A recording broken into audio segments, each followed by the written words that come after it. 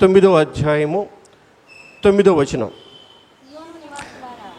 సియోను నివాసులారా బహుగా సంతోషించుడి, యెరూషలేము నివాసులారా ఉల్లాసముగా ఉండుడి. నీ రాజు నీతిపరుడును రక్షణ గలవాడును దీనుడునై గాడిద పిల్లను ఎక్కి నీ యొద్దకు వచ్చుచున్నాడు. ప్రార్థన చేసుకుందాం. మనం మిక్కిలిగా ప్రేమించిన మా ప్రియ పరలోకపు తండ్రి, నీ బంగారు నామమునకు వెళ్ళలేని స్తుతులు స్తోత్రం వందనాలైనా గడిచిన కాలమంతయు కాచి కాపాడి ప్రభువా 2026వ సంవత్సరం మార్చి మాసం 29వ తారీఖు లెంటులో చివరి ఆదివారం నాయన నిడుబ్రోలు లూథరన్ సంఘంలో నిలబడి నీ వాక్యాన్ని విత్తడానికి నాకు ఇచ్చిన అవకాశాన్ని బట్టి నీకు స్తుతులనైనా, ఇక్కడున్న వారికి వినగల చెవిని గ్రహించగల మనసును దయచేయమని, చెప్పుటకు నాకు శక్తిని అనుగ్రహించమని మా ప్రభు అయిన యేసుక్రీస్తు నామంలో అడిగి పెట్టుకుంటున్నాం తండ్రి, ఆమేన్. ప్రియమైన దేవుని సంగమా, ఈరోజు మనం మట్టల ఆదివారం పామ్ సండేని జరుపుకుంటూ ఉన్నాం. చాలా సంతోషం.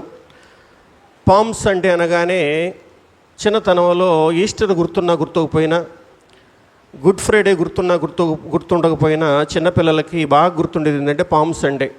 ఎందుకంటే మనం ఈత మట్టలకి చక్కగా పూలు అలంకరించి వీధుల్లో చక్కగా హోసన్న అని చెప్పేసి కేకలు వేస్తూ ఉల్లాసంగా మరి దేవాలయంలోకి వచ్చి దేవాలయంలో కూడా ఇదే విధంగా అమర్చడం జరుగుతుందన్నమాట. అవన్నీ గుర్తుకొస్తూ ఉంటాయి ఎక్కువగా.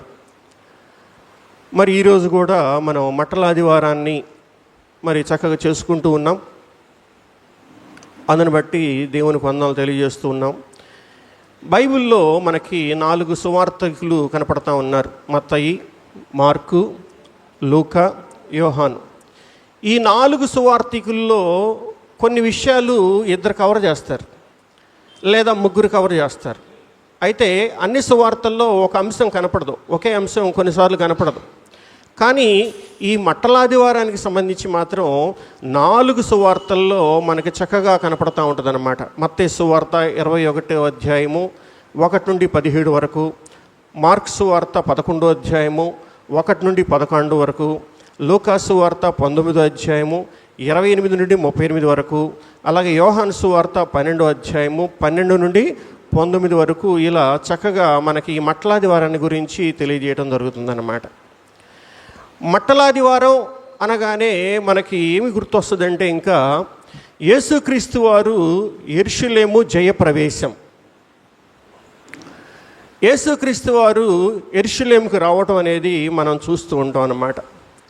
బైబిల్లో యేసుక్రీస్తు వారు 3 పర్యాయములు ఆయన యెరూషలేముకు వచ్చినట్టుగా, అంటే ఘనంగా వచ్చినట్టుగా మనం చూస్తాం. మొదటగా చూసినట్లయితే ఆయన జన్మించినప్పుడు, యేసుక్రీస్తు వారు జన్మించినప్పుడు లూకా సువార్త 12వ అధ్యాయము 14వ వచనంలో సర్వోన్నతమైన స్థలములలో దేవునికి మహిమయు ఆయనకిష్టులైన మనుషులకు భూమి మీద సమాధానం కలుగునుగాకని దేవదూతలు స్తోత్రము చేయుచుండ్రి. కాబట్టి మొట్టమొదటిసారిగా యేసుక్రీస్తు వారు జన్మించినప్పుడు దేవదూతలు ఘనస్వాగతం పలికారు. సర్వోన్నతమైన స్థలములలో దేవునికి మహిమ అని చెప్పేసి దేవదూతలు స్వాగతం పలకటం జరిగింది యేసుక్రీస్తు వారికి అన్నమాట. రెండోదిగా చూసినట్లయితే ప్రజెంట్ ఈరోజు మనం చేసుకునేటువంటి పండగ మట్టలాదివారం, పామ్ సండే. ఇది సిలువ మరణానికి ముందుగా జరిగినటువంటి సంఘటన. ఇక ఆయన సిలువకు అప్పగించబడుతున్నాడు, చనిపోవటానికి సిద్ధపడుతున్నాడు అనేటువంటి తరుణంలో ఆయన యెరూషలేము రావటం జరిగింది. కాబట్టి యెరూషలేము వచ్చినప్పుడు ఆయన్ని చాలా చక్కగా మరి ఈ విధంగా ఆహ్వానించడం జరిగింది. మూడోదిగా చూసినట్లయితే అపోస్తుల కార్యములు 1వ అధ్యాయము 10-11 వచనాల్లో మనకు కనపడుతుందన్నమాట. ఆయన పునరుద్ధానుడై పరలోకానికి ఆరోహణమయ్యే వేళ అప్పుడు కూడా దేవదూతలు ఘనస్వాగతం పలకటం జరిగిందనమాట. కాబట్టి 2 పర్యాయములు పుట్టినప్పుడు దేవదూతలు ఘనస్వాగతం పలికారు యెరూషలేముకి. ఆయన చనిపోయి తిరిగి లేచి ఆరోహణం అయ్యేటప్పుడు కూడా దేవదూతలు మరలా ఆయనకి ఘన స్వాగతం పలకటం జరిగింది. మధ్యలో ఉన్నదే ఈ మట్టల ఆదివారం. ఇది కూడా యెరూషలేము జయప్రవేశం. అందరూ ఎంతో చక్కగా ఆర్భాటంగా ఉల్లాసంగా ఆనందంగా ఆయనకి మరి ఆహ్వానం పలికినట్టుగా మనం చూస్తామన్నమాట. మత్తయి సువార్త 21వ అధ్యాయము 6వ వచనం చూసినట్లయితే, శిష్యులు వెళ్ళి యేసు తమకు ఆజ్ఞాపించిన ప్రకారము చేసి ఆ గాడిదను దాని పిల్లను తోడుకొని వచ్చి వాటి మీద తమ బట్టలు వేయగా ఆయన బట్టల మీద కూర్చుండెను. జనసమూహములో అనేకులు తమ బట్టలు దారి పొడుగున పరిచిరి, కొందరు చెట్ల కొమ్మరు నరికి దారి పొడుగున పరచిరి. కాబట్టి యేసుక్రీస్తు వారు ఆజ్ఞాపించినట్టుగానే శిష్యులు వెళ్ళారు.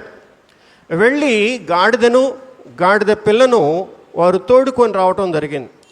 రాగానే ఏం జరిగింది అంటే అక్కడ ఉన్నటువంటి జనులు వాటి మీద బట్టలు వేశారు. తమ బట్టలు వేయగా ఆయన బట్టల మీద కూర్చుండెను. జనసమూహం అనేకులు తమ బట్టలు దారి పొడుగున పరచిరి. కాబట్టి గాడిద మీద బట్టలు వేశారు. ఆ గాడిద మీద యేసుక్రీస్తు వారు కూర్చున్నారు. ఆ తర్వాత యెరూషలేము వీధుల్లో ఆయన వస్తూ ఉన్నాడు. గాడిద మీదకి వస్తూ ఉంటే ఆయన ఎంత దూరం అయితే గాడిద మీద వస్తా ఉన్నాడో అంత దూరము తమ బట్టలు పరుచుకుంటూ జనసమూహం వెళ్ళటం జరిగింది. కొందరైతే ఏం చేశారంటే చెట్ల కొమ్మలు నరికి దారి పొడుగున పరచిరి. అందుకనే మనం ఏం చేస్తామంటే ఈ మట్టలు తీసుకొని వస్తా ఉన్నాం. అయితే ఆ రోజు ఈతాకులు కాదు కానీ వాళ్ళు ఖర్జూరపు మట్టలు పరిచినట్టుగా మనం చూస్తాం. యోహాను సువార్త 12వ అధ్యాయము 13వ వచనం చూసినట్లయితే, ఖర్జూర మట్టలు పట్టుకొని ఆయనను ఎదుర్కొనబోయి జయము ప్రభు పేరిట వచ్చువాడు వచ్చుచున్న ఇశ్రాయేలు రాజు స్తుతింపబడునుగా కానీ కేకలు వేసిరి. కాబట్టి ఇప్పుడు యేసుక్రీస్తు వారికి యెరూషలేములో ఉన్నటువంటి జనము ఆహ్వానం పలుకుతూ ఉన్నారు. ఏ విధంగా అంటే ప్రభు పేరట వచ్చువాడు స్తుతింపబడునుగాక, ప్రభు పేరట వచ్చుచున్న ఇశ్రాయేలు రాజు స్తుతింపబడునుగాకని కేకలు వేసిరి. కాబట్టి ఈ మట్టల ఆదివారం రోజున ప్రజలంతా ఏం చేశారంటే కేకలు వేశారు. ఆనందంతో కేకలు వేయటం జరిగింది. అందుకే జకరియా గ్రంథకర్త 9వ అధ్యాయం 9వ వచనంలో, సియోను నివాసులారా బహుగా సంతోషించుడి, యెరూషలేము నివాసులారా ఉల్లాసముగా నుండుడి, నీ రాజు నీతిపరుడును రక్షణ గలవాడును దీనుడై గాడిదను గాడిద పిల్లను ఎక్కి నీ యొద్దకు వచ్చుచున్నాడని చెప్పేసి ప్రవచన నెరవేర్పు ఇక్కడ జరిగింది. జకరియా గ్రంథకర్త జకరియా ప్రవక్త ఆయన ప్రవచించాడు. జరగబోయేదాన్ని ముందుగానే చెప్పడం జరిగింది. ఇక్కడ నెరవేర్పు మనం చూస్తూ ఉన్నాం అన్నమాట. కాబట్టి ఇక్కడ ప్రజలంతా ఖర్జూరపు మట్టలు పట్టుకొని వాళ్ళు కేకలు వేస్తూ ఉన్నారు. ఏమని కేకలు వేస్తున్నారంటే జయము హోసన్న, జయము హోసన్న. హోసన్న అంటే జయము. హోసన్న అనేటువంటి పదానికి అర్థం ఏంటంటే జయం. కాబట్టి హోసన్న హోసన్న అంటే జయము జయం అని చెప్పేసి వాళ్ళు కేకలు వేస్తూ ఉన్నారు. కాబట్టి ఇది యెరూషలేము జయప్రవేశం అన్నమాట. మరి వాళ్ళు ఖర్జూరం మట్టలు ఎందుకు పట్టుకుంటున్నారు అనేది కూడా ఒకసారి మనం పరిశీలన చేద్దాం. ఈ ఖర్జూరం మట్టలు దేనికి సాదృశ్యంగా ఉన్నాయంటే యేసుక్రీస్తు వారు అంటున్నారు, నేను లోకమును జయించాను. యోహాను సువార్త 16వ అధ్యాయం 33వ వచనంలో నేను లోకమును జయించానని చెప్పేసి యేసుక్రీస్తు వారు తెలియజేస్తున్నారు. కాబట్టి ఆయన ఇశ్రాయేలు రాజుగా, నీతికి రాజుగా ఆయన లోకాన్ని జయించాడు. కాబట్టి ఆయన జయించాడనేటువంటి ఉద్దేశంతో ప్రజలు కూడా కేకలు వేస్తారు, హోసన్నా హోసన్నా, జయము జయము అని చెప్పేసి కేకలు వేస్తూ ఉన్నారు. సాధారణంగా ఈ కేకలు జయము జయమని ఎప్పుడు కేకలు వేస్తారంటే ఒక రాజుగారు వేరే రాజ్యం మీదకి వెళ్ళి దండెత్తి ఆ రాజ్యాన్ని ఆక్రమించినప్పుడు విజయంతో తిరిగి వచ్చేటప్పుడు ఘనస్వాగతం పలుకుతారు. ఆ సందర్భంలో జయము జయము మహారాజా అని చెప్పేసి వాళ్ళు అరుస్తూ ఉంటారు, కేకలు పెడతా ఉంటారు. కాబట్టి ఇప్పుడు యేసుక్రీస్తు వారు కూడా 3.5 సంవత్సరాలు పరిచర్య ముగించుకొని ఆయన యెరూషలేము ప్రవేశించాడు కాబట్టి అందరూ ఏం చేస్తున్నారంటే జయము జయము, యూదుల రాజా జయము జయమని చెప్పేసి, దావీదు కుమారునికి జయము జయమని చెప్పేసి వాళ్ళు కేకలు వేస్తూ ఉన్నారు. కాబట్టి ఈ ఖర్జూర మట్టలు దేనికి సాదృశ్యంగా ఉన్నాయంటే జయానికి సాదృశ్యంగా ఉన్నాయి. ఈ ఖర్జూర మట్టలు దేనికి సాదృశ్యంగా అంటే ఒక పండుగకి, ఒక సంతోషానికి, ఒక జయమునకు అవి సాదృశ్యంగా ఉన్నాయి.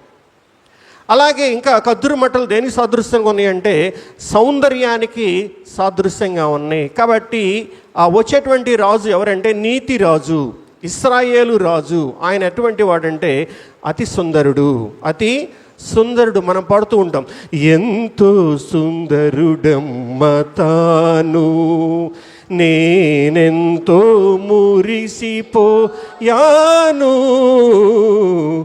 ఎంతో సుందరుడమ్మ తాను. కాబట్టి ఆయన సుందరుడు, ఆయన సౌందర్యవంతుడు, ఆయన 10,000లలో అతి శ్రేష్ఠుడు అని చెప్పేసి చెప్పడానికి వాళ్ళు ఖర్జూర మట్టల్ని వాళ్ళు సాదృశ్యంగా చూపిస్తూ ఉన్నారు. ఈ ఖర్జూర మట్టలకు ఉన్నటువంటి ఒక లక్షణం ఏంటంటే ఈ ఖర్జూరపు చెట్టు అనేది తిన్నగా పెరుగుతుందంట. మనకి తాటి చెట్టు, ఈత చెట్టు ఏ విధంగా అయితే పొడవుగా పెరుగుతుందో అదేవిధంగా ఖర్జూరపు చెట్టు కూడా చాలా చక్కగా నిదానంగా తిన్నగా పెరిగిద్దంట, పొడవుగా. అలాగే ఖర్జూరపు చెట్టు దేనికి సాదృశ్యంగా ఉందంటే నీతికి సాదృశ్యంగా ఉందంట. ఇందాక మనం చెప్పుకున్నాం, ఈ రాజు ఎవరంటే నీతి రాజు, నీ రాజు నీతిపరుడు అని చెప్పడానికి వస్తున్నటువంటి యేసుక్రీస్తు వారు ఆయన నీతిమంతుడు, ఆయన నీతికి రాజు అని చెప్పడం కొరకు సాదృశ్యంగా ఉందని చెప్పేసి మనం తెలుసుకోవచ్చు. అలాగే ఈ ఖర్జూరపు చెట్టు అనేది దేనికి సాదృశ్యంగా ఉందంటే దేవుని చేత ఆశీర్వదింపబడినది, దేవుని చేత ఆశీర్వదింపబడినటువంటి చెట్టు. సాధారణంగా ఖర్జూరపు చెట్టు ఎక్కడ పెరుగుతుందంటే ఎడారుల్లో పెరుగుతుంది. ఈ ఎడారిలో నీరు ఉండదు, అయినా కానీ అవి జీవం పోసుకుంటాయి, చక్కగా అవి ఫలిస్తాయి.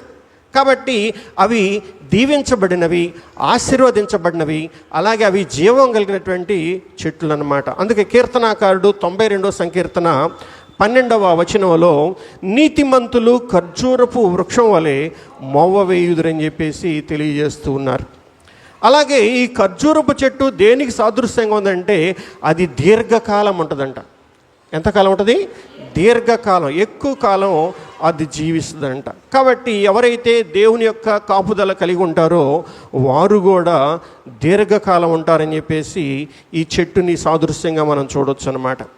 అలాగే ఖర్జూరపు చెట్టు ఇంకా దేనికి సాదృశ్యంగా ఉందంటే ప్రభు యొక్క పరిచర్యలో వాడబడినటువంటి చెట్టుగా ఉంది. కాబట్టి ఈ ఖర్జూరపు చెట్టు విశ్వాసులకి నిదర్శనంగా ఉంది, దేవుని బిడ్డలకి నిదర్శనంగా ఉంది.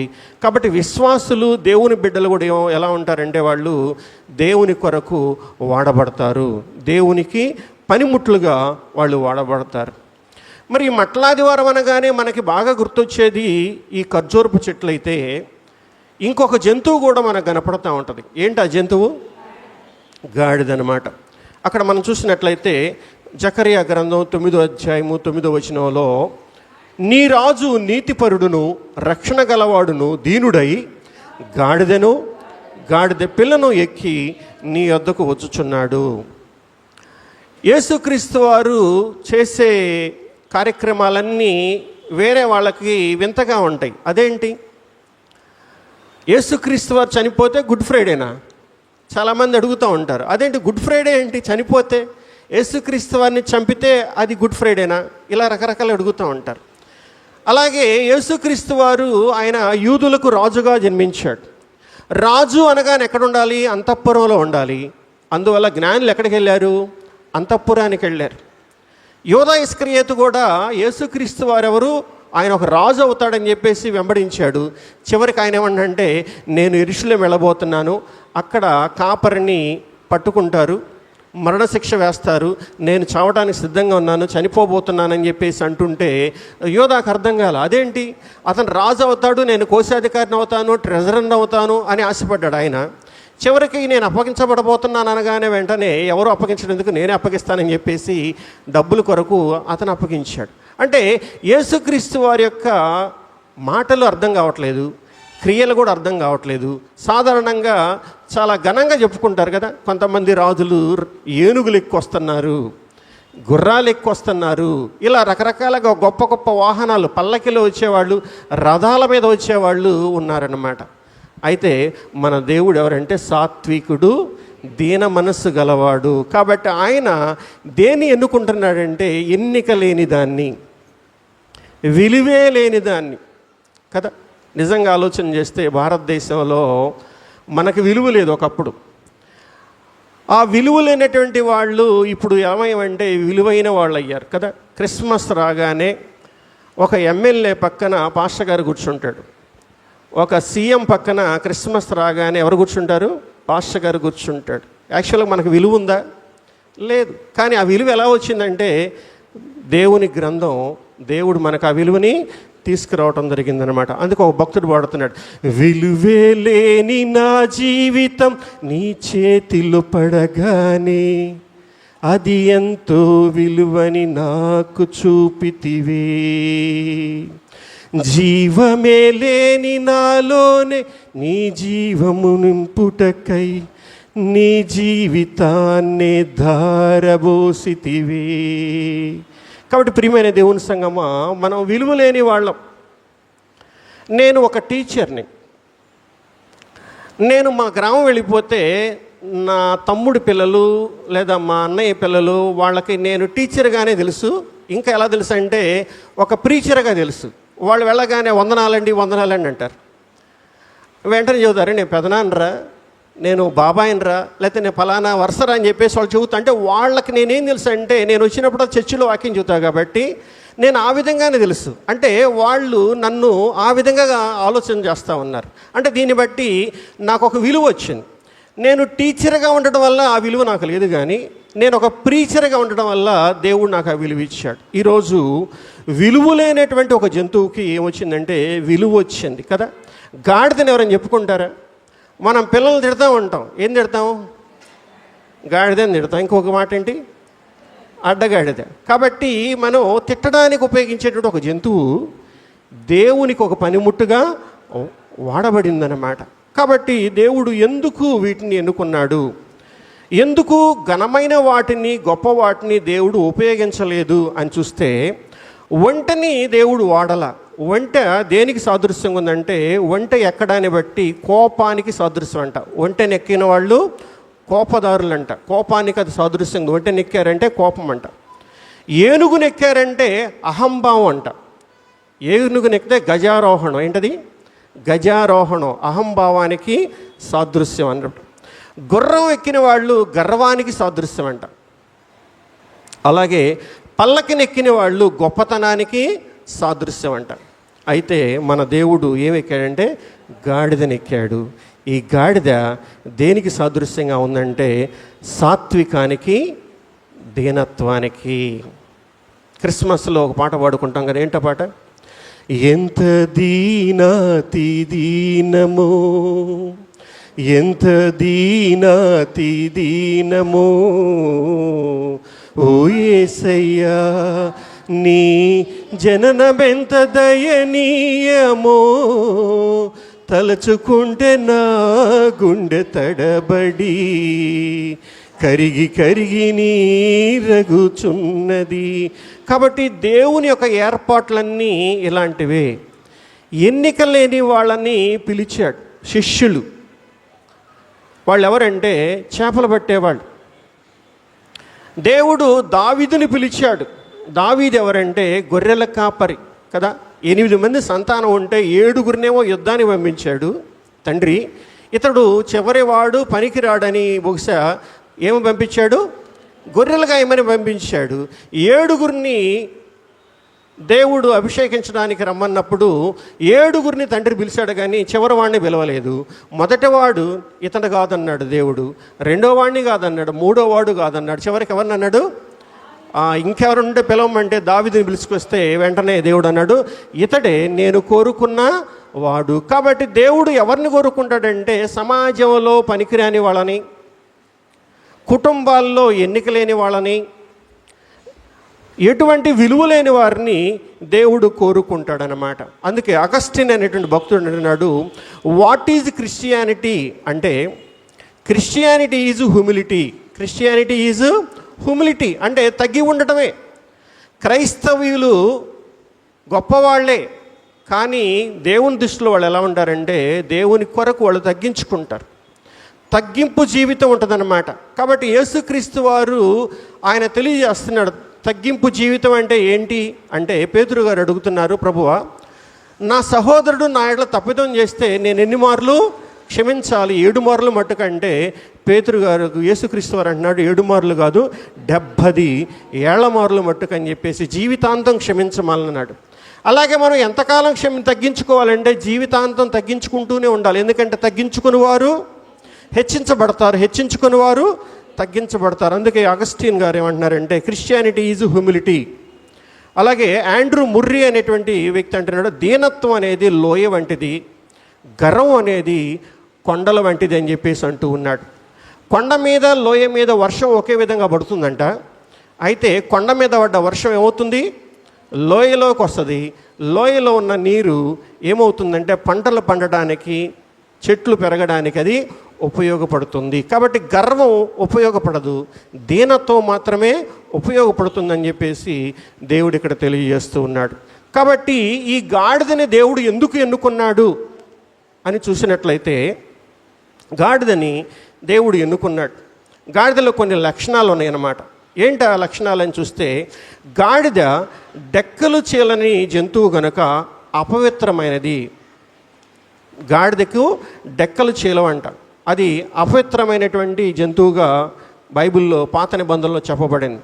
రోమిలికి రాసిన పత్రిక 3వ అధ్యాయము 23వ వచనంలో, ఏ భేదము లేదు, అందరూ పాపం చేసి దేవుడు అనుగ్రహించే మహిమను పొందలేకపోతున్నారు. కాబట్టి దేవుడు యేసుక్రీస్తు వారు నూతన నిబంధనలకు సరికే అందరూ పాపులే, అందరూ పాపులే, అందరూ సమానమే. ఇక్కడ కొద్ది పాపము లేకపోతే తక్కువ పాపము, లేకపోతే కొంతమంది పాపాత్ములు కొంతమంది పుణ్యాత్ములని ఏ భేదం లేదు, అందరూ సమానమే అనేటువంటి ఉద్దేశంతో అన్ని జంతువులు సమానమే, మనుషులంతా సమానమే అని చెప్పడానికి దేవుడు ఎన్నిక లేనటువంటి అపవిత్రమైనటువంటి గాడిదను ఆయన ఎన్నుకున్నాడు. రెండవదిగా చూసినట్లయితే గాడిద ఇల్లు అరణ్యంగా కనబడుతుందంట. ఇర్మియా గ్రంథం 2వ అధ్యాయం 24వ వచనంలో, అరణ్యమునకు అలవాటు పడిన అడవి గాడిద. గాడిద ఎక్కడ ఉంటుందంటే ఎక్కువగా అరణ్యంలో ఉంటుందంట. దాని ఇల్లు అరణ్యమేనంట. అరణ్యం అంటే అడవి.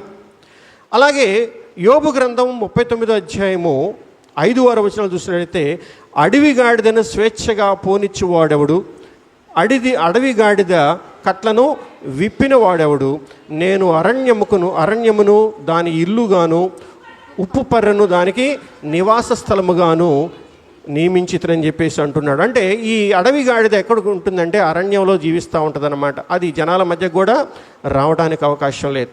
అలాగే మూడోది చూసినట్లయితే, మరి ప్రభువు కోరుకున్నటువంటి గాడిద ఇంతకుముందు ఎవరు సాధు చేయలేదు. ప్రభువు కోరుకున్నటువంటి గాడిద ఇంతకుముందు ఎవరు సాధు చేయలేదు. మార్క్స్ వార్త 11వ అధ్యాయము 2వ వచనం చూసినట్లయితే, దాని మీద ఏ మనుష్యుడు ఎన్నడూ కూర్చుండలేదు. కాబట్టి సాధారణంగా ఎద్దులు అరకిపోయే ముందు ఏం చేస్తారంటే వాటికి ట్రైల్ వేస్తారు. దానికి ఏం చేస్తున్నారంటే ఈ మధ్య ఒక పెద్ద టైర్ కట్టి టైర్ మీద ఒక బండ పెట్టి లేదా 2-3 బస్తాలు పెట్టి ఈడ్చుకుంటా అంటే దానికి అరకలాగా ట్రైల్ వేస్తున్నారు. అంటే దానికి ట్రైల్ వేయాలి. ట్రైల్ వేయకుండా వాటిని కడితే అది ఎటో కట్టుపోతూ ఉంటుంది అనమాట. అందుకని దాన్ని ఏం చేస్తారంటే సాధు చేస్తారు, మచ్చగా చేస్తారు, అలవాటు చేస్తారు, దానికి ముందు నేర్పిస్తారు. అయితే ఈ గాడిదని ఇంతకుముందు ఎవరు ఎక్కి ఉండలేదు. గాడిదని ఎందుకు వాడతారు? బరువులకు వాడతారు. బరువులు మోయటానికి వాడేది ఈ గాడిదనమాట. కాబట్టి ఈ గాడిదని ఇంతకుముందు ఎవరూ ఉపయోగించలేదు. అలాగే గాడిదకున్నటువంటి ఇంకొక లక్షణం ఏంటంటే, గాడిద మొండిది, తిరుగుబాటు చేసేది. గాడిద ఎలాంటిది? మొండిది. మనుషులు కూడా ఎలాంటి వాళ్ళంటే మొండివాళ్ళు, తిరుగుబాటు చేసేటువంటి మనస్తత్వం కలవాళ్ళు. యోబు గ్రంథము 39వ అధ్యాయము 7వ వచనం చూసినట్లయితే, పట్టణపు కోలాహలమును అది తిరస్కరించును, తోలువాని కేకలు అది వినదు. కాబట్టి గాడిద స్వభావం ఏంటంటే అది జనాల్లోకి రాదు. జన సమూహం ఉన్నప్పుడు, కోలాహలం ఉన్నప్పుడు అది రాదు, పారిపోద్ది అనమాట. అయితే ఇది వచ్చింది. ఇప్పుడు ఈ గాడిద జనం మధ్యకి వాళ్ళు తీసుకురాగానే అది కామ్గా ఉందన్నమాట, చక్కగా జనాల మధ్య వెళతా ఉంది. కాబట్టి ఈ గాడిద ఎవరిని పోలి ఉందంటే మనిషిని పోలి ఉంది. ఈ మనిషి కూడా ఎలాంటి వాడంటే అతడు మొండిగా ప్రవర్తన చేస్తాడు, ఎంత చెప్పినా కానీ వినడు. అలాగే తిరుగుబాటు స్వభావం మనుషులు ఎక్కువగా ఉంటుందన్నమాట. అలాగే ఇంకొక లక్షణం ఏంటంటే గాడిద మేత మేసేది ఎక్కడంటే పర్వత పంక్తుల మీద ఆ గాడిద మేత మేస్తూ ఉంటుంది అనమాట. యోబు గ్రంథం 39వ అధ్యాయము 8వ వచనంలో పర్వతముల పంక్తియే దానికి మేత భూమి, ప్రతి విధమైన పచ్చని మొలకను అది వెదుకుకొనును. కాబట్టి అది పర్వత ప్రాంతాల్లో ఉంటుందంట. అక్కడ ఏముంటుందంటే ఎక్కువగా రాళ్ళు రప్పలు ఉంటాయి. ఈ రాళ్ళు రప్పల మధ్య చిన్న చిన్న గడ్డి మొలుస్తూ ఉంటుంది, ఆ చిగురది తింటూ ఉంటుందంట, అక్కడ అది నివసిస్తూ ఉంటుందంట. కాబట్టి ప్రియమైన దేవుని సంగమా, దేవుడు ఈ గాడిదని ఎన్నుకోవటం జరిగింది. గాడిదలో ఉన్నటువంటి ఇంకో లక్షణం ఏంటంటే ఎక్కడున్న గాడిద, ఆ గాడిద కట్టబడిన స్థితిలో ఉన్నది. ఆ గాడిద ఎక్కడుందండి? కట్టబడినటువంటి స్థితి అన్నమాట. మార్క్స్ వార్త 11వ అధ్యాయము 2వ వచనంలో, మీ ఎదుటనున్న గ్రామమునకు వెళ్ళుడి, అందులో మీరు ప్రవేశింపగానే కట్టబడి ఉన్న ఒక గాడిద పిల్ల మీకు కనబడునని చెప్పేసి చెప్పడం జరిగింది. కాబట్టి ఇక్కడ గాడిద ఏ స్థితిలో ఉందంటే కట్టబడి ఉన్నటువంటి గాడిద. ప్రియమైన దేవుని సంగమా, ఒకప్పుడు మనం కూడా కట్టబడి ఉన్నాం, బానిసత్వానికి మనం కట్టబడి ఉన్నాం. దేవుడు మనల్ని విడిపించాడు. మనల్ని విడిపించడానికి ఒక మోషేని భారతదేశంలో లేవనెత్తాడు. తెలుసా మీకు? పాత నిబంధనలో ఇశ్రాయేలు జనాంగాన్ని ఐగుప్తు నుండి కానాను దేశానికి నడిపించడానికి ఒక మోషేని ఎన్నుకున్నాడు దేవుడు.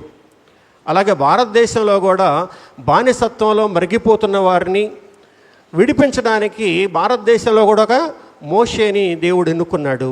ఆ మోషే ద్వారా మనకేమొచ్చిందంటే స్వేచ్ఛ రావడం జరిగింది. ఒకప్పుడు మనం గాడిద కన్నా హీనంగా ఉన్నాం, జంతువుల కన్నా హీనంగా ఉన్నాం. అటువంటి గాడిద స్వభావం కలిగినటువంటి మనల్ని ఒక వ్యక్తి విడిపించాడు. నేను చెప్పక్కర్లేదు కానీ మీకు అర్థమై ఉంటుంది అనుకుంటున్నాను. చాలా సంతోషం. కాబట్టి దేవుడు ఎవరెవరు విడిపిస్తాడు అని చూసినట్లయితే, సాతాను బంధకంలో కట్టబడి ఉన్నటువంటి మనుషులను దేవుడు విడిపిస్తాడు. పాపపు కట్లతో ఉన్నటువంటి మనుషులను విడిపిస్తాడు. రోగపు కట్లతో ఉన్నవారిని విడిపిస్తాడు. దయ్యపు కట్లతో ఉన్నవారిని విడిపిస్తాడు. దురలవాట్లు ఉన్నటువంటి వాళ్ళని విడిపిస్తారు. అలాగే మరణపు కట్ల చేత బాధింపబడేవాడిని కూడా దేవుడు విడిపించేవాడుగా ఉన్నాడనమాట. కాబట్టి ప్రియమైన దేవుని సంగమా, విలువలేనటువంటి ఈ గాడిదను దేవుడు ఈరోజు ఎన్నుకున్నాడు. ఆ గాడిద కూడా ఏమైందంటే విలువ వచ్చేసిందనమాట. గాడిదంట ఆదివారం కదా, మట్లాదివారం యేసుక్రీస్తు వారితో పాటు యెరూషలేము వీధులంతా తిరిగింది కదా. అందరూ తన మీద బట్టలు వేసి పూలు చల్లుతూ ఉంటే, ఘనంగా స్వాగతం పలుకుతుంటే ఎంతో సంతోషించిందంట. కాబట్టి ఇక నన్ను అందరూ ఇలాగే చూస్తారని చెప్పేసి అనుకొని మళ్ళీ సోమవారం కూడా వచ్చిందంట. సోమవారం కూడా వస్తే దాన్ని కొట్టారంట. ఎందుకు కొట్టారు దానికి అర్థమైంది. అప్పుడు ఏమర్థమైందంటే, నిన్న గౌరవించింది నన్ను బట్టి కాదు, నా మీద ఉన్నటువంటి వ్యక్తిని బట్టి నాకు గౌరవం వచ్చింది అని తెలుసుకుందంట. కడు ప్రియమైన దేవుని సంగమా, ఆలోచన చేస్తే నిజంగా మనకి గౌరవం ఎలా వస్తుందంటే మనల్ని బట్టి రాలేదు, కానీ మనకి ఒక వ్యక్తి కొనుక్కున్నాడు. ఎలా కొనుక్కున్నాడంటే తన అమూల్యమైన రక్తాన్ని ఇచ్చి మనల్ని కొనుక్కున్నాడు. ఆయన మన కొరకు రక్తాన్ని ధారపోసాడు. మనల్ని పాపం అనే దాస్యం నుండి విడిపించడానికి, బానిసత్వం అనేటువంటి దాస్యం నుండి విడిపించడానికి, దురలవాట్లు అనేటువంటి దాస్యం నుండి విడిపించడానికి, అనారోగ్యమనే దాస్యం నుండి విడిపించడానికి ఆయన మన కొరకు ఏమయ్యాడు? బలి అయ్యాడు. మన కొరకు ప్రాయశ్చిత్తమయ్యాడు. మన కొరకు ఆయన ప్రాణం పెట్టాడు. అందుకే ఒక భక్తుడు పాడుతున్నాడు, నా కోసమే నీవు జన్మించితివి, నా కోసమే నీవు సిలువనెక్కితివి, నా కోసమే నీవు జన్మించితివి, నా కోసమే నీవు సిలువనెక్కితివి, నా కోసమే నీవు మరణించితివి, నా కోసమే నీవు మరణించితివి, నా కోసమే నీవు తిరిగి లేచితివి. కాబట్టి యేసయ్య మన కొరకే ఈ లోకానికి వచ్చాడు. ఈరోజు యెరూషలేములోకి వచ్చాడు. ఈరోజు ఎక్కడికి వచ్చాడండి? యెరూషలేములోకి రావడం జరిగింది. ఎందుకంటే చనిపోవటానికే వచ్చాడు. సాధారణంగా చనిపోతామని తెలిస్తే మనం ఏం చేస్తామంటే పారిపోతాం, భయపడతాం. ఎందుకంటే మరణం అంటే అందరికీ భయమే. మరణాన్ని స్వాగతించే వాళ్ళెవరు లేరు. కాబట్టి ఆయన చనిపోవడానికే జన్మించాడు, ముందే ఎరిగి జన్మించాడు. యేసుక్రీస్తు వారు చనిపోతాడనే విషయం తెలిసే ఆయన జన్మించడం జరిగింది. చనిపోతాడని తెలిసే యెరూషలేము రావడం జరిగింది. చనిపోతాడని తెలిసే కూడా ఆయన సైనికులు వస్తే మీకు ఎవరు కావాలి అంటే నజరేయుడైన యేసు కావాలంటే నేనే ఆయన అని చెప్పేసి ఆయన తాను అప్పగించుకున్నాడు. కాబట్టి ఈరోజు యెరూషలేములో ప్రవేశించినటువంటి యేసుక్రీస్తు వారికి 3 అనుభవాలు వచ్చినాయి. క్లుప్తంగా చెప్పి ముగిస్తాను. మొదటి అనుభవం ఏంటంటే ఆనందించిన యేసు. యెరూషలేములోకి ఆయన ప్రవేశించినప్పుడు ఆయనకు చాలా సంతోషం కలిగింది. కాబట్టి మొదటి అంశం ఏంటంటే ఆనందించినటువంటి యేసు అన్నమాట. మత్తయి సువార్త 21వ అధ్యాయము 1 నుండి 11 వచనాల్లో ఉన్నది. క్లుప్తంగా నేను చెప్తాను. జనసమూహంలో ఆయనకు ముందుగా వెళ్ళుచుండిన వారు, వెనక వచ్చుచున్నవారు, దావీదు కుమారునికి జయము, ప్రభు పేరట వచ్చువాడు స్తుతింపబడునుగాక, సర్వోన్నతమైన స్థలముల్లో జయము అని కేకలు వేయుచుండిరి. కాబట్టి యేసుక్రీస్తు వారు చాలా ఆనందించారు. యెరూషలేము ప్రవేశించగానే జనులందరూ కేకలు వేస్తూ ఉన్నారు. ముందున్నోళ్ళు, వెనకున్నోళ్ళు. ఆయనకు ముందున్నోళ్ళు, ఆయనకు వెనకున్నోళ్ళు అంతా ఏం చేస్తున్నారంటే దావీదు కుమారునికి జయము, దావీదు కుమారునికి జయము, ప్రభు పేరట వచ్చువాడు స్తుతింపబడుగాక, ప్రభు పేర వచ్చువాడు స్తుతింపబడుగాక అని చెప్పేసి వాళ్ళు కేకలు వేస్తూ ఉన్నారు. ఇంకేమంటున్నారు? సర్వోన్నతమైన స్థలములో దేవునికి మహిమ, సర్వోన్నతమైన స్థలముల్లో జయము అని చెప్పేసి వాళ్ళు కేకలు వేస్తూ ఉన్నారు. కాబట్టి అక్కడ ప్రజలు స్తుతిస్తూ ఉన్నారు, దేవుణ్ణి కొనియాడుతూ ఉన్నారు. కాబట్టి వాళ్ళు కూడా సంతోషంతో కేకలు వేస్తూ ఉన్నారు. కాబట్టి వారు ఇంకా ఏం చేస్తున్నారంటే ఆయన కార్యములను ప్రకటిస్తూ ఉన్నారు. కాబట్టి ఆయన చనిపోయిన లాజర్ని తిరిగి లేపాడు, కుంటి వారికి కాళ్ళు ఇవ్వడం జరిగింది, గుడ్డి వారికి చూపునిచ్చాడు. ఇలా అనేక రకాల అద్భుత కార్యాలు చేశారు. అవన్నీ వాళ్ళు స్తుతిస్తూ ఉన్నారు, అవన్నీ కొనియాడుతూ ఉన్నారు. కాబట్టి వారికి జరిగిన మేలును బట్టి, అంటే ఆ జనాల్లో అద్భుతాలు పొందిన వారు ఉన్నారు, ఆరోగ్యం పొందిన వాళ్ళు ఉన్నారు, దయ్యాలు వెళ్ళగొట్టిన వారు ఉన్నారు, రక్తస్రావ రోగి అంటే ఇలా రకరకాల రోగాల చేత బాగుపడ్డవారు, అలాగే 5 రొట్టెలు 2 చేపలు 5,000 మంది తిన్నారు కదా, 5,000 మందిలో కొంతమంది ఉన్నారు. ఇలా అన్ని రకాలుగా చవి చూసిన వాళ్ళు కూడా అక్కడ ఉండి వాళ్ళు ఏం చేస్తున్నారంటే దేవుణ్ణి స్తుతిస్తున్నారు. కాబట్టి ప్రియమైన దేవుని సంగమా, దేవునికి అన్నిటికన్నా ఇష్టమైంది ఏంటి? స్తుతించటం. కాబట్టి ఆయన స్తుతులకు పాత్రుడు, స్తుతుల సింహాసనం మీద ఆయన కూర్చుంటాడు. కాబట్టి స్తుతించాలి. అందుకే మన దేవాలయంలో ఆరాధన అనేది పెట్టారు. ఈ ఆరాధనలో మనం ఏం చేస్తామంటే పాటల ద్వారా దేవుణ్ణి స్తుతిస్తాము, ఆరాధన ద్వారా కూడా ఆయన్ని స్తుతిస్తాము. కాబట్టి ఆయన స్తుతులకు పాత్రుడు. కాబట్టి ఆయన మన నుండి ఏం కోరుకుంటున్నాడంటే స్తుతి కోరుకుంటున్నాడు, కృతజ్ఞత కోరుకుంటున్నారు. స్తుతులు ఎప్పుడు వస్తాయి అంటే కృతజ్ఞత కలిగినప్పుడు ఉంటాయి అన్నమాట. కాబట్టి 10 మంది కుష్ఠ రోగులు స్వస్థపడినప్పుడు ఎంతమంది తిరిగి వచ్చారు? ఒక్కడే తిరిగి వచ్చాడు. అప్పుడు యేసుక్రీస్తు గారు అడిగారు, మిగతా 90 ఏమయ్యారని చెప్పేసి అడిగారు. కాబట్టి ప్రియమైన దేవుని సంగమా, దేవుడు సంతోషిస్తాడు, దేవుడు ఆనందిస్తాడు. ఎప్పుడంటే మనం స్తుతించినప్పుడు, మనము కీర్తించినప్పుడు, మనం కొనియాడినప్పుడు ఆయన సంతోషించే వ్యక్తిగా ఆయన ఉన్నాడనమాట. ఆ తర్వాత రెండవదిగా చూసినట్లయితే యేసుక్రీస్తు వారు ఆనందించాడని విన్నాం కదా, ఇప్పుడు ఆవేశపడుతున్నాడు. దేవాలయానికి వచ్చినటువంటి యేసుక్రీస్తు వారు యెరూషలేము ప్రవేశించిన తర్వాత ఆయన దేవాలయానికి వచ్చాడు.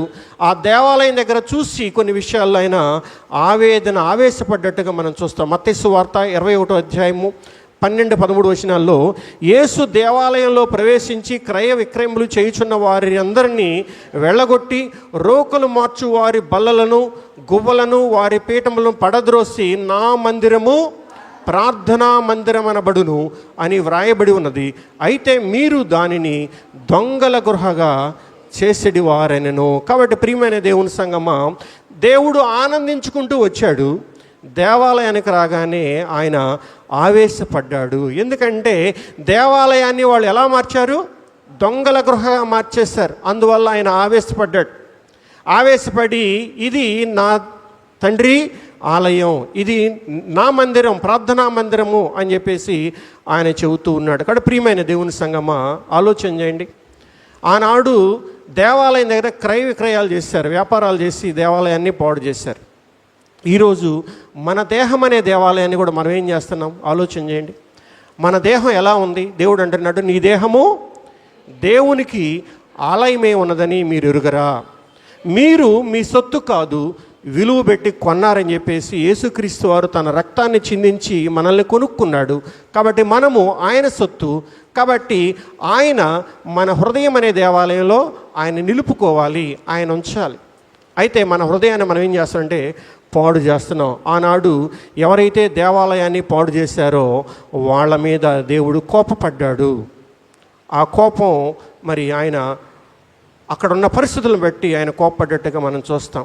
స్తుతించిన వారు దేవాలయంలో లేరు, కీర్తించిన వారు దేవాలయంలో లేరు, కానీ అధికారం చలాయించేవాళ్ళు, పెత్తనం చేసేవాళ్ళు ఇక్కడ ఉన్నారు. అయితే వాళ్ళు దేవుణ్ణి స్తుతించిన వారు కాదు, దేవుణ్ణి కీర్తించిన వారు కాదన్నమాట. కాబట్టి రెండో అనుభవం ఏంటంటే ఆయన ఆవేశపడ్డాడు. మూడో అనుభవం ఏంటంటే మత్తయి సువార్త 21వ అధ్యాయము 15-17 వచనాల్లో, కాగా ప్రధాన యాజకులను శాస్త్రులను ఆయన చేసిన వింతలను, దావీదు కుమారునికి జయము అని దేవాలయంలో కేకలు వేయుచున్న చిన్నపిల్లలను చూచి కోపంతో మండిపడిరి. వీరు చెప్పున్నది వినుచున్నావా అని ఆయనను అడిగిరి. అందుకు యేసు, వినుచున్నాను. బాలుర యొక్కయు చంటి పిల్లల యొక్కయు నోట స్తోత్రములు సిద్ధింపజేసి తిని అను మాట మీరెప్పుడూ చదవలేదా అని వారితో చెప్పి వారిని విడిచి పట్టణం నుండి బయలుదేరి బేతైనకు వెళ్ళి అక్కడ బస చేశాను. కాబట్టి ఇక్కడ యేసుక్రీస్తు వారు ఆవేదన చెందాడు. మొదటేమో ఆనందించాడు, రెండోది ఆవేశపడ్డాడు, ఇప్పుడు ఆవేదన చెందాడు. ఎందుకంటే దేవాలయంలో కూడా చిన్నపిల్లలు ఏం చేస్తున్నారంటే దావీదు కుమారునికి జయము జయం అని చెప్పేసి అరుస్తూ ఉన్నారు. ఈ చిన్నపిల్లలకి ఒక హింట్ ఇస్తే చాలు, మనం ఒక మాట చెబితే చాలు, దాన్ని 10 సార్లు చెబుతారు. వాళ్ళకి నచ్చితే వాళ్ళు ఎన్నిసార్లు అయిన దాన్ని వద్దన చెబుతారు. కాబట్టి దేవాలయంలో కూడా వాళ్ళు దావీదు కుమారునికి జయమని అరుస్తూ ఉంటే ప్రధాన యాజకులు శాస్త్రులు ఏం చేశారంటే ఈ చిన్న బిడ్డల మీద కోప్పడుతూ ఉన్నారు. కోప్పడుతూ ఉంటే యేసుక్రీస్తు వారు మరలా ప్రవచనాన్ని ఎత్తి చూపిస్తున్నాడు. బాలుర యొక్కయు చంటి పిల్లల యొక్కయు నోట స్తోత్రములు సిద్ధింపజేసి తిని అను మాట మీరెప్పుడు చదవలేదా అని చెప్పేసి అంటూ ఉన్నాడు. ప్రియమైన దేవుని సంగమా, దేవుడు పిల్లల్ని ఆటంకపరిచే వారి ఎడల ఆయన కోపపడ్డాడు, ఆవేశపడ్డట్టుగా మనం చూస్తూ ఉన్నాం. కాబట్టి ప్రియమైన దేవుని సంగమా, ఈ మట్టలాదివారం రోజున అనేక మంది ప్రజలు ఆయన్ని దావీదు కుమారునికి జయము, హోసన్న జయము అని చెప్పేసి కేకలు వేసి స్తుతించారు. అందును బట్టి ఆయన ఆనందించాడు. రెండోదిగా చూసినట్లయితే ఆయన ఆవేశపడ్డాడు. దేవాలయంలో క్రయ విక్రయాలు చేస్తున్నారు కాబట్టి ఆ విషయంలో ఆవేశపడ్డాడు. అయితే ఇప్పుడు ఆయన ఆవేదన చెందాడు. ఎందుకంటే పిల్లల్ని ఆటంకపరుస్తూ ఉన్నారు. మరి లోకమంతా కొనియాడుతున్నారు, శాస్త్రులు పరిచయులు మాత్రం ఇంకా గ్రహించలేదు. వారు ఇంకా ఆత్మీయ గురుడితనంలో ఉన్నారు. ఆయన్ని మెస్సయ్యగా ఒప్పుకోలేదు. ఆయన యెరూషలేము జయప్రవేశంలో రాజుగా వస్తే వారు రాజుగా ఆయన్ని ఒప్పుకోవడానికి ఇష్టపడలేదు. కాబట్టి ప్రియమైన దేవుని సంగమా, నేడు మనం ఎలా ఉన్నాం ఒకసారి ఆలోచించేద్దాం. మనం కూడా ఆ స్థితిలో ఉన్నామా? మనం కూడా ఆ విధంగా ఉన్నామా? దేవుని కీర్తించే వారికి ఉన్నామా? దేవుని సంతోషపెట్టే వారికి ఉన్నామా? లేక దేవునికి ఆవేదన కలిగజేసే వారికి ఉన్నామా? దేవునికి ఆవేశం కలిగించే వారికి ఉన్నామా? ఈరోజు ఆలోచించేద్దాం. ఎందుకంటే యేసుక్రీస్తు వారు మన కొరకే ఈ లోకానికి రావటం జరిగింది. ఆయన నీతి రాజుగా వచ్చాడు, ఆయన రక్షించే రక్షకుడిగా వచ్చాడు, ఆయన దీనుడిగా వచ్చాడు, ఆయన నమ్మదగిన రాజుగా వచ్చాడు, ఆయన అందుబాటులో ఉండే దేవుడిగా వచ్చాడు, అలాగే ఆయన అందదగిన దేవుడిగా మన మధ్య ఆయన ఉన్నాడు. కడుప్రియమైన దేవుని సంగమా, ఈ మట్లాదివారం రోజున ఆనాడు యెరూషలేములో ఏ విధంగా అయితే ప్రజలు కొనియాడారో, కీర్తించారో, అదేవిధంగా మనమంతా మన హృదయాలను దేవునికి అప్పగించి ఆయన ఆనందింపజేసేవారికి ఉండాలని తెలియజేస్తున్నాను. ఎందుకంటే ఆయన ఎన్నిక లేని వారిని, విలువ లేని వారికి ఆయన విలువని కలుగు చేసే దేవుడిగా ఉన్నాడు. అందును బట్టి మరి దేవుని మనం స్తుతిస్తూ ఆయన ఎల్లప్పుడూ సంతోషపెట్టేవారికి ఉండాలని తెలియజేస్తూ ఇటువంటి అవకాశం కలుగజేసిన దేవత దేవునికి, తదుపరి మన సంఘ కాపరి గారికి, చేరి వచ్చిన మీ అందరికీ పేరు పేరున ధన్యవాదాలు తెలియజేస్తూ ముగిస్తున్నాను.